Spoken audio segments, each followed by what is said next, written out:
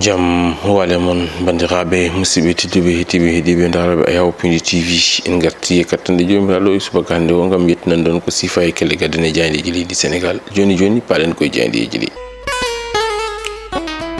Aljuma 19 lewru septembre hitande ujunnaje 2025 ko sifa e kelle gaddane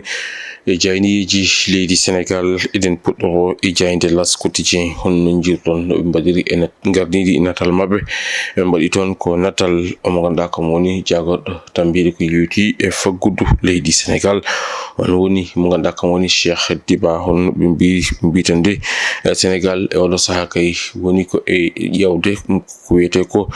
koppareje ko ina tolni e 3000 milliards ɗum ina tawe e nder nden ɗon jayde ganduɗa kay ko kam woni jayde wiyetede jayde L'As quotidien hono no musidɓe men jayden ko ɓe mbaɗirni kono ɗum ko ɓe gartiri e o mo ganduɗa kañum woni e Barthélémy Dias toon to mairie mo Dakar ɓe mbi ko caggal on ɗon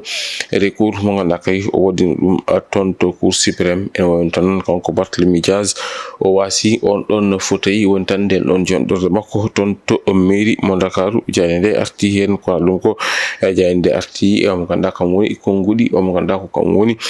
Tamsir Thioye ɗum kadi ina tawe e nder jayde L'As quotidien jayde Sud quotidien ko hen arti ene ɓe mbitande caggal on ɗon révocation mo ganduɗa kay o déposino ɗum toon to cour suprême kanko mo ganduɗa kam woni gonnoɗo ete maire mo Dakar Barthélémy Dias kañum kay perdi holɗon fatay ko ɗum saabi mo ganduɗa kam woni cour suprême kañum waɗi couleur on ɗon dossier woni tan uddi on ɗon dossier hono jayde nde waɗiri e gardidi e natal muɗum jayde Enquête quotidien kañum arti ko e omo ganduɗa kam woni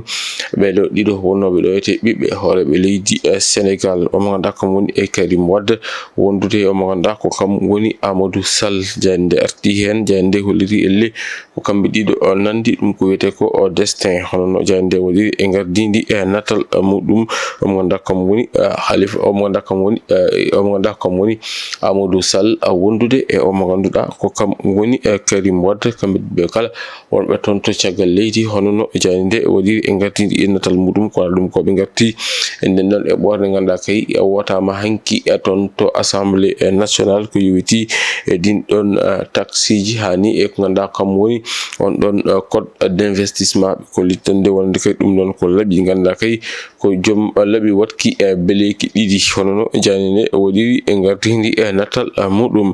jayde ganduɗa kam woni jayde L'Observateur kañum arti o mo ganduɗa kam woni Farba Ngom honorable député maire des Agnam kanko Farba Ngom noon min mbiɗi e caggal rafi cellal makko nde hokkanimo o wonde toon to suudu ɓe kolliti wonde kanko mo ganduɗa kam woni maire des Agnam Farba Ngom o waɗama transféré toon to hôpital principal ñande jamma alarba bedɗo alkamisa hono no jayde nde waɗiri e gardidi e natal muɗum jayde Source A kañum arti e alhaali o mo ganduɗa kam woni Barthélémy Dias mo ganduɗa kay wasi on ɗon fauteuil muɗum toon to mairie mo Dakaru kono ɗum ko kam musidɓe men jeynakoɓe ɓe garti toon to mairie mo Parcelles Assainies ɓe mbi toon de ko débaji goto yinno toon wartade hono no jayde nde waɗiri e nder gardidi e natal muɗum ko ɓuri ko yajje e labde ɗin ɗon konngudi ɗi ganduɗa kay ko yewiti alhaali bartugol hono on ɗon débajo ina tawe e hello tati e nder jayde ganduɗa kay ko kam woni jayde Source A jayde Point Actu kañum arti koye on ɗon plainte mo ganduɗa kay mo ganduɗa kam woni maire mo ganduɗa kam woni maire mo Kaolack waɗino ɗum déposé ɓe mbitande ko ɓe ganduɗa kamɓe goni wonnoɓe ɗen ɗon gueɗe oɗo saaha kay puɗɗima tigui andede hollirama noon wonde kay ina tawe hen ɓe ganduɗa kamɓe goni militant ji ɗi benno kam militant ji ɗi benno hono jayde nde waɗiri e gardidi e natal muɗum ko ɗum ko ɓe garti e mo ganduɗa kam woni Barthélémy Dias ɓe mbitande ko Barthélémy Dias kañum ka oɗo saaha joni o wasi fofof ko joguino ɗum ina tawe e nder jayde ganduɗa ko kam woni jayde Point Actu jayde La Tribune ay kañum arti ko e leydi Sénégal ɓe mbitande ko Sénégal oɗo saaha joni e nana e woni e yilade e koppareje ko ina tolni e 3000 milliards kutti noon kam musidɓe men jeynakoɓe ɓe garti garti hen ko ɗum ko ɓe garti haali o mo ganduɗa kam woni Wally Seck ko noon kadi ɓe mbi Ibrahima Ba mo ganduɗa kay ko ɓiɗɗo e gonnoɗo ete hoore jagorɗo leydi Sénégal woni Amadou Ba fawama e jungo waɗama toon to bani placé garde à vue hono no jayne nde waɗiri e gardidi natal muɗum ɓe garti e gouverneur Bessiawo mo ganduɗa kay noddi e Sénégal naɓɓe nde battata hakkillaji mumen no feewi ko yowiti alhaali faggudu ndu ɗum ina tawe e nder jayne ganduɗa kam woni e jayde La Tribune. Jayde l'informé kañum arti e Barthélémy Dias ɓe mbitande ko Barthélémy Dias oɗo saaha kay wasi kala ko jogino e ko yowiti toon to ɓe mbitande ko Barthélémy Dias perdi on ɗon bataille mo ganduɗa kay waɗino ɗum déposé toon to cour suprême. jayde nde arti e mo ganduɗa kam woni ɓen ɗon keele ɗiɗi ɗe ganduɗa kay ko kañumen goni e ruttiɓe e jomumen e ñalawma hanki o e kolliti wonande kay oɗon biyeteɗo Papa Tall taw noon ko khalifa diine toon to Louga jaaɗo e famille Tall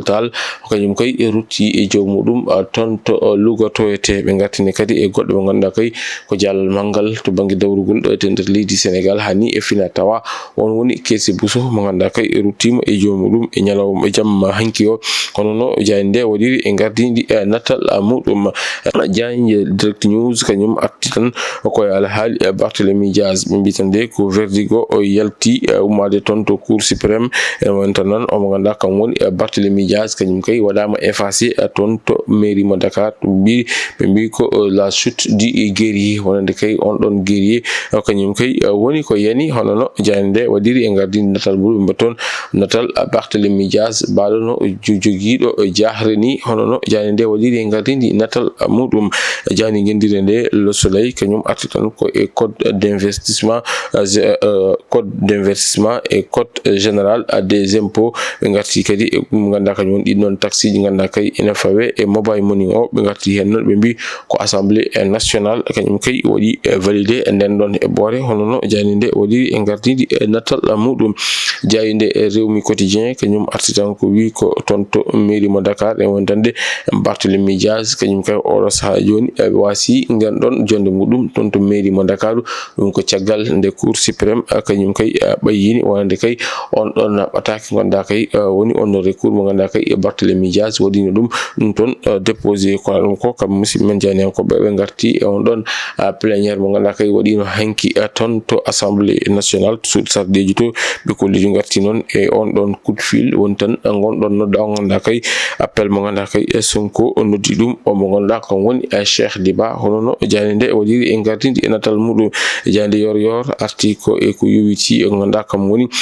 changement ɓe mbitande ko sanciji ɗiyete ha tengti kadi e on ɗon plan de redressement ɓe kolliti wonde kay omo ganduɗa kam woni Déthié Fall cuɓaɗo jagorɗo keso ko yowiti to banggue infrastructure kanko kay ko kanko woni moteur wonde kay on ɗon plan de redressement économique social hono no jayde nde waɗiri e gardidi e natal muɗum. jayde Le Point kañum arti ko e ngol ɗon jabol ngol ganduɗa kay honorable député Ismaïla Diallo député mo Pastef o e jaabimo ɗum hono o mo ganduɗa kam woni Ceerno Alassane Sall ko waɗa ɗum ko kam musidɓe men janiyankoɓe ɓe garti e o mo ganduɗa kañum woni cour suprême mo ganduɗa kay kañumen mbaɗi rejeté hono nden ɗon ɗaɓɓade ganduɗa kay Barthélémy Dias waɗini ɗum toon déposé hono no jayde nde waɗiri ɓe mbitande ko Barthélémy Dias hanko ɗum kay waɗama validé woni décision muɗum guettugol muɗum toon to mairie mo Dakaru. jayde coftal ɓallinde jayde La Tribune Sport kamɓe noon ɓe garti tan koko yowiti e classement